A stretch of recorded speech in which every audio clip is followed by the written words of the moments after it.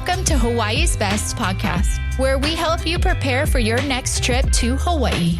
Discover the experiences, businesses, and stories that make Hawaii the Aloha state. And now, your host, Brian Murphy. Aloha, and welcome to episode 59 of Hawaii's Best. I'm your host, Brian Murphy, the owner of Hawaii's Best, and today we have another great episode for you.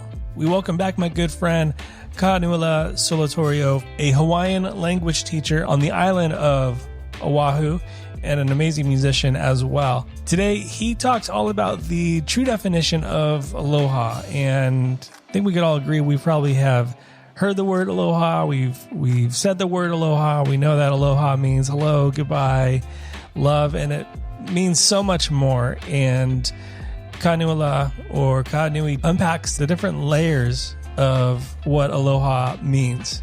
This was a great conversation we got to have. I learned a lot from this conversation, and I hope you will as well get a renewed definition of aloha. We talked about how the Hawaiian people have led with aloha, manage conflict resolutions through aloha, and even address some current topics on the word being watered down and even taken advantage of. And that was an interesting part of the conversation, and I can't wait for you to hear the rest of my conversation with Kahanui. So why don't we go ahead, head on over, and talk story with Kahanui. Let's talk story.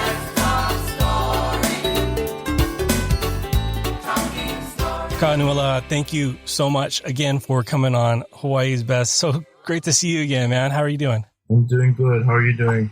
I'm doing great. Yeah. It's been a minute since we had an awesome lunch at Island Vintage. Yes. Looking forward to that again. But today we are talking about the word aloha and truly kind of maybe bringing some clarity and definition into what aloha really means. And recently we did a kind of a very scientific poll on Instagram and we asked people, what does aloha mean to you? And I just want to kind of read a few of those responses. Okay. Here are a few that were kind of some of the more frequent ones were, welcome, hi, hello, goodbye, peace, love, happiness, love and kindness, inner peace, home, love, paradise, being kind, respectful, gratitude. But maybe let's start here because I know there's a lot to unpack.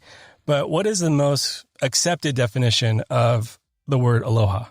For me, the funniest thing is that I cannot really define aloha. It's more of a mindset or a thought.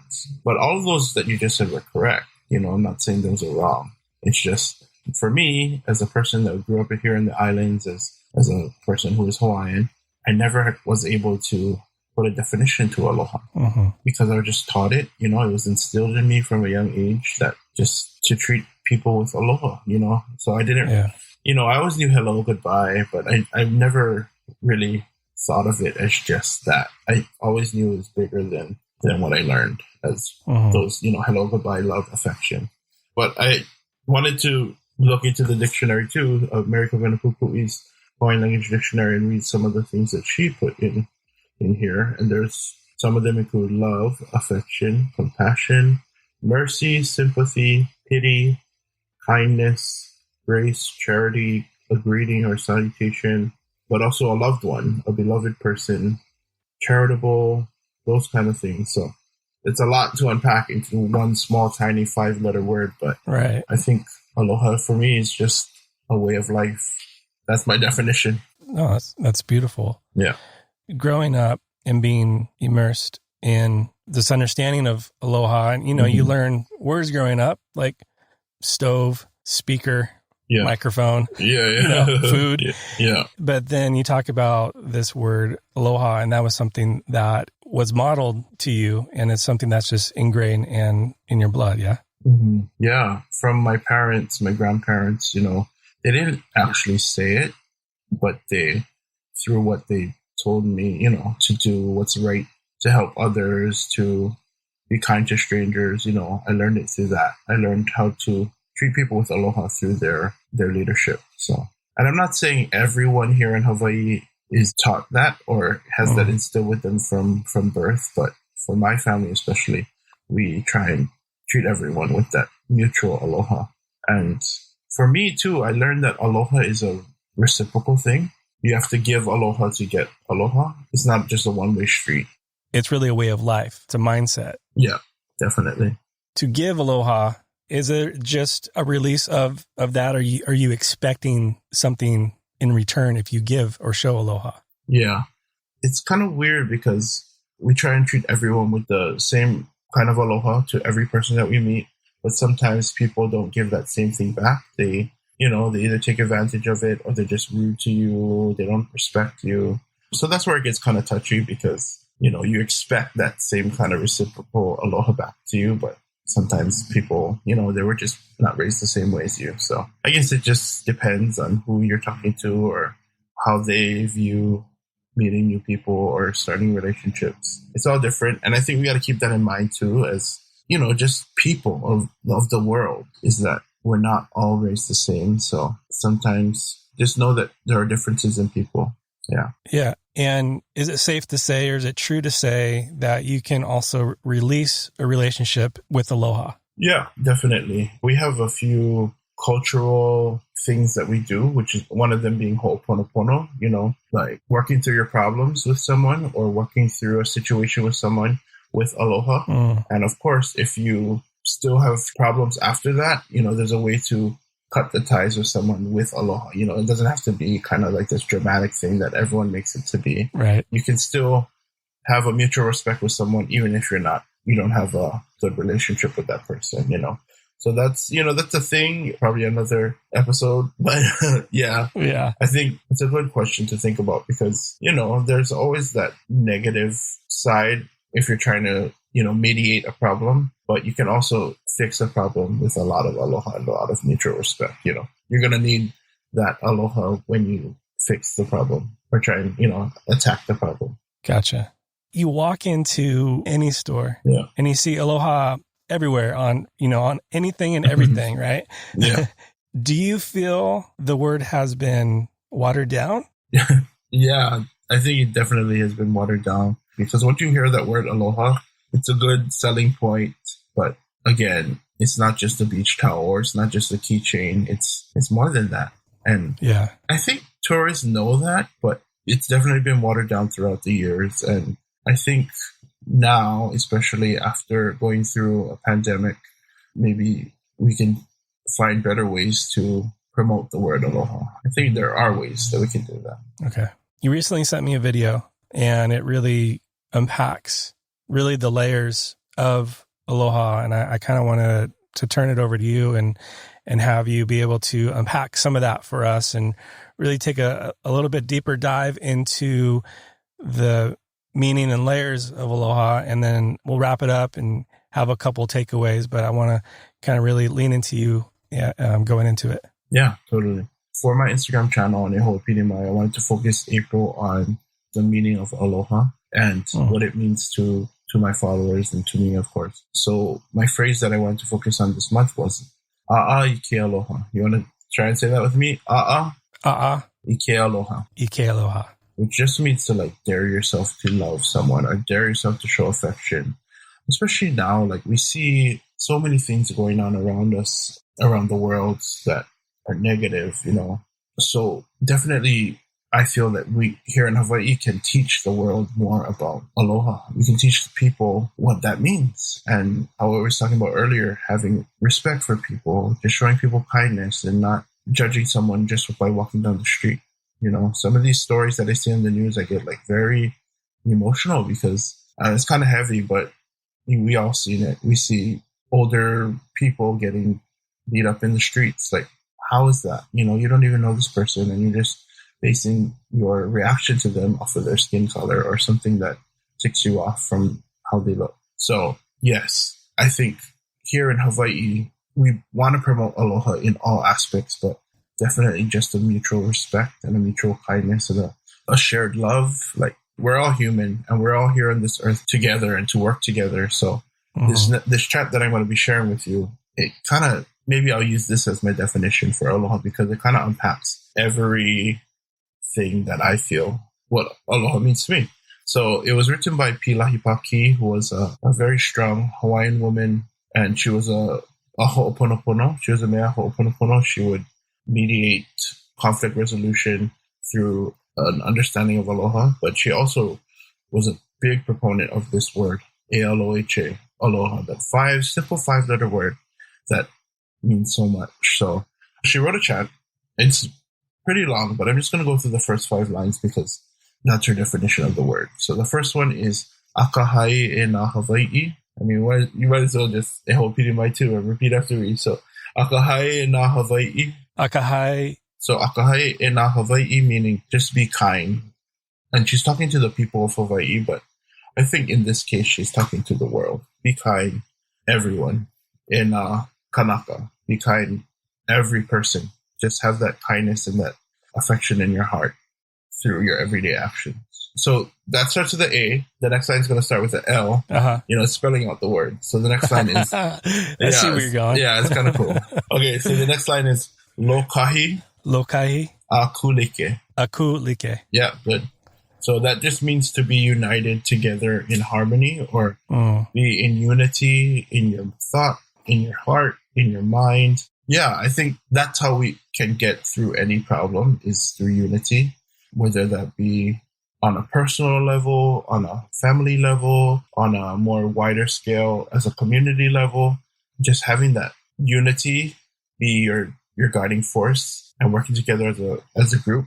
I think that's a very big proponent in aloha. Like I said, aloha is a reciprocal relationship, so there needs to be 2 people in that aloha. Right. Yeah, so working together, even if it's just 2 people, you'll get the job done if you have that unity mindset. Yeah. Yeah. What about talking about over different cultures? I mean, obviously, elephant in the room, you and I'm not Hawaiian. Mm-hmm. I'm different culture. And so what about different cultures interacting with aloha? Is that possible?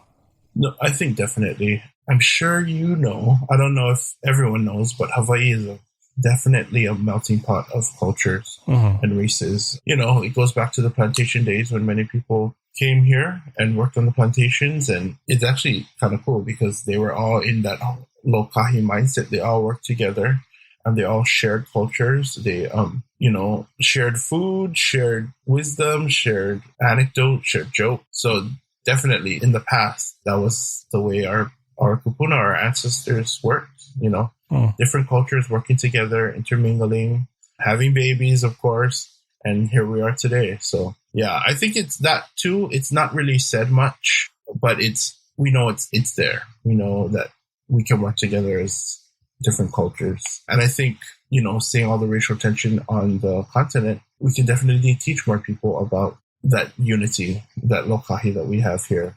I'm not saying that Hawaii is perfect. I'm not saying that we don't have racial tensions here, but because we definitely do. We're talking about, this is kind of like the aspiration, the goal. This is the mindset to kind of be your North Star, what you're striving for. And yeah, no one is perfect. No culture is perfect. But what I'm hearing is this is what we're about. This is what we want to hang who we are on. Yeah, exactly. So it's a guiding, like you said, North Star. It's that force that keeps pushing you forward and keeps guiding your actions. All right, so we're on... we just did L, so we're on O now. So O is olu olu. Olu olu. Kamana'o. Kamana'o. Yeah, so olu olu means pleasant, and then mana'o means thoughts. So be pleasant in your thoughts. Okay. So all your things that you think, or, we all have that inner conscience that kind of like, the devil on one shoulder and then the angel on the other. Right. Maybe just go with the angel. I think that's what this is asking for. Like, lead with the angel and just kick the devil off your shoulder. But yeah, just to be pleasant in everything. For me, like, I can definitely let negative thoughts run rapid through my mind. But if I try and flood it with more positive thoughts and more positive images and doing positive actions, then I think I just become a better person.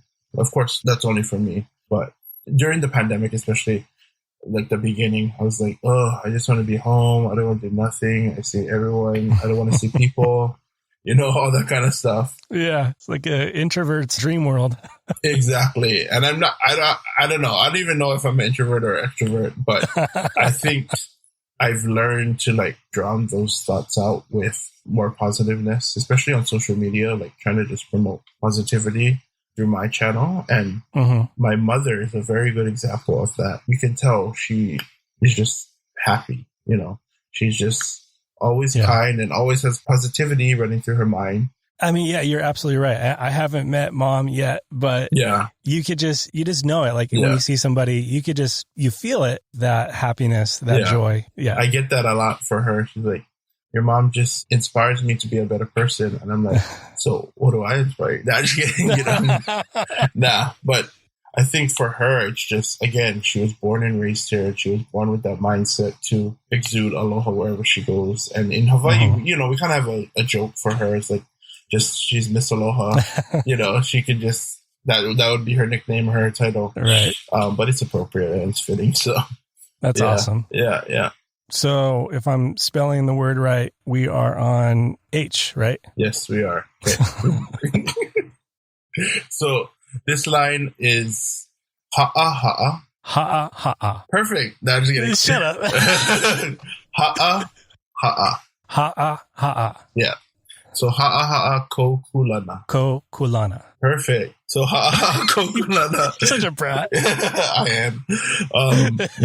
But I'm a brat with aloha. So ha'a ha'a means like humility or to be humble or modest. And ko kulana is just like your presence or your state of being. Yeah. So yeah, I think having humility and not being arrogant, being cocky is definitely a part of aloha, because I'm sure we all know that one person or a few people in our lives that are overly arrogant and, you know, you're like, who do you think you are? Don't think about them right now. Just, This is so positive. But, I think too, it's kind of funny. We kind of laugh when they get knocked down a few pegs. Yeah. So, but that's not aloha. I know. Hey. Now you're being a brat. No, just kidding. But yeah, I think if we think about as ourselves, like, always know that, you know, you can always be better, or you can always do something, learn from something. You're always going to be a student. You know, don't just think that you know everything. You're fine. You're perfect. You're Mr. Know-it-all. You're on the top of the mountain, because there's so many things in this world that we don't even know about and we can learn from. So for me, that's my interpretation of that line, ha'a ha'a ko kulana. Got it. And then the last one is aho nui. Aho nui. Yep. Alana kila. Alana kila. Yeah. So that is have patience until you're victorious. Yes. Have patience with me. Yeah, I am. I'm trying. Jeez. But yeah, I think that is another key component, is to have patience with people. You know, when you work with someone for the first time, you have to learn how they operate and how they function. Sometimes people can't pick up things as fast as you. So this is where the humility comes in as well. You know, as a teacher, as a Hawaiian language teacher, I've definitely learned how to be patient, because I know what I'm teaching, but I have to always remember that my students don't always know what's going on, you know. They know English, but Hawaiian is literally a foreign language to them. It's funny because people may think, oh, you're in Hawaii, you should know Hawaiian already, or you're Hawaiian, you should know Hawaiian language, but that's definitely not the case. And we had a whole podcast about this earlier, so we'll check that one out, you know.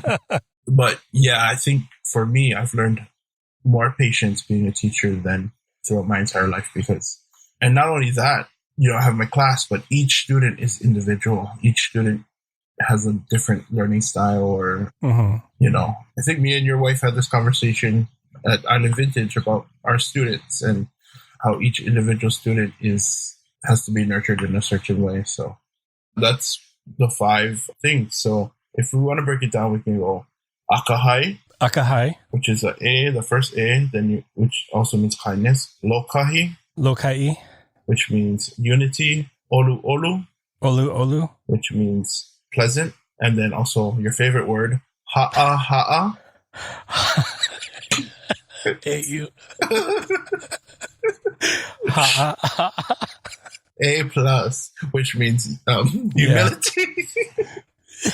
And then my favorite word is aho nui. I'm super humbled right now, if you don't know. Yeah. I know.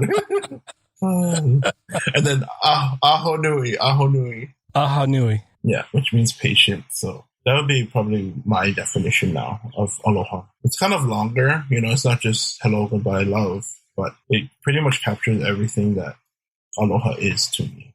Which one of those, we want to get a little personal, of those 5, which one of those do you feel you would love to work more on? Probably the ha'aha'o, to have humility. Nah, I'm pretty humble. But see, even saying that makes me feel weird. Saying that I'm humble. So, okay, yeah, definitely. Ha. I'll work on that one. I don't know. What do you think yours would be? Mine would be probably the patience. Okay, yeah. I think it's more or less patient with myself, right? Like, cool. So I can give patience to others and like, sorry, I was late. Yeah, no problem. I don't care. And like, I really don't care. Like not you, but someone might have been late or someone, didn't do something exactly right. Like we talked about, like I have a lot of patience and grace with that. But when it comes to myself, like I feel like I'm super impatient and super ungraceful. Yeah, no, totally. Towards me. Yeah, for me too. Like if I don't do something right the first time, I get frustrated with myself. But I'm learning to deal with it. That comes with that first line too, is be humble with yourself and be patient with your actions. So that goes, even though, okay, we've identified a couple of things that we love to work on and to bring, like you said, it's a two-way street. Yeah. Though, right? So it's not just like, for me, if I'm not patient with myself, I want to bring all of myself into a relationship, into a conversation. Yeah. So self-identifying could also be part of it. Yeah.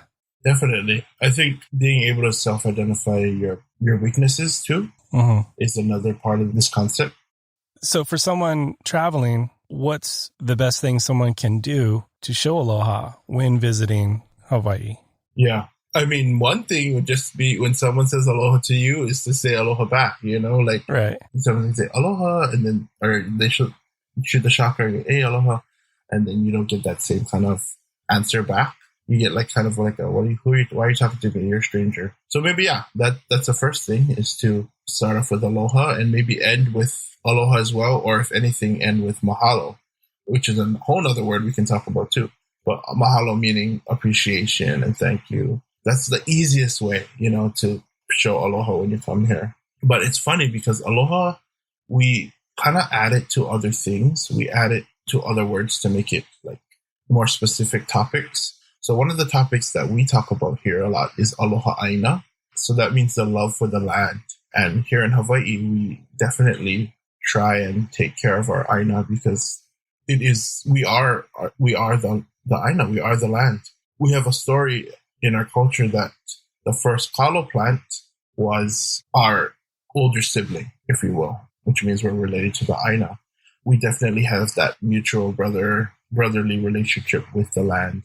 We always say that if we take care of the land in turn takes care of us. So that you see that mutual reciprocal relationship again, between us and the land. I think a huge part of that, though, is we talk about traveling into really any culture, but having the understanding of, okay, why is the land so important to the Hawaiian people? And so having that understanding, I think, not just to like pick up your trash, do this, don't do that, but like truly have an understanding of why the land is important, why the land, and understanding those first voyagers, like that's all they had, and the land gave so much. And so understanding that, I think, kind of puts you in a posture then to like, oh, okay, I get it. I could pack out what I pack in to a hike, or I can, do that. Exactly. I think too, it's researching the places before you come and knowing what's proper, what you can and cannot bring, because just those kind of things, being cognizant of your surroundings and what you're going to go to. And if it says kapu, then don't go. It's like Stairway to Heaven. You're not supposed to go, but people like that kind of mischievousness of going and sneaking into a place. So just be mindful of where you go, what you bring into, and taking that same thing out when you leave that place. And, I think too, like having that mindset of, what you do affects everything around you, not only yourself. It affects the people around you. It affects the animals around you, the aquatic life, the ocean, everything, and it's going to affect our children in the future and their children and their grandchildren. It's going to keep going on. So always think of yourself as how you affect the world around you. Love that. Kahanui, thank you so much for coming on today. Thank you. How can people follow along with you and what you're up to? You can follow us on social media, Facebook and Instagram at Eho'opili. We just trying to promote Aloha Hawaii, Hawaiian language, and doing that through everyday things that people can use on a daily basis. Follow us. We have free Hawaiian language classes on Zoom that you guys can get into. We have a Google Classroom. And that's the way I show Aloha, is through education, through my language, through teaching. That's how we met. You stumbled across my channel. And I think that's what I want to do, is just share my culture with the world, with Aloha, of course. So I wanted to say the chat for you as a whole, because we went through it individually as each line. Right. So maybe you can end with that. Akahai na Hawaii, lo kahia kulike,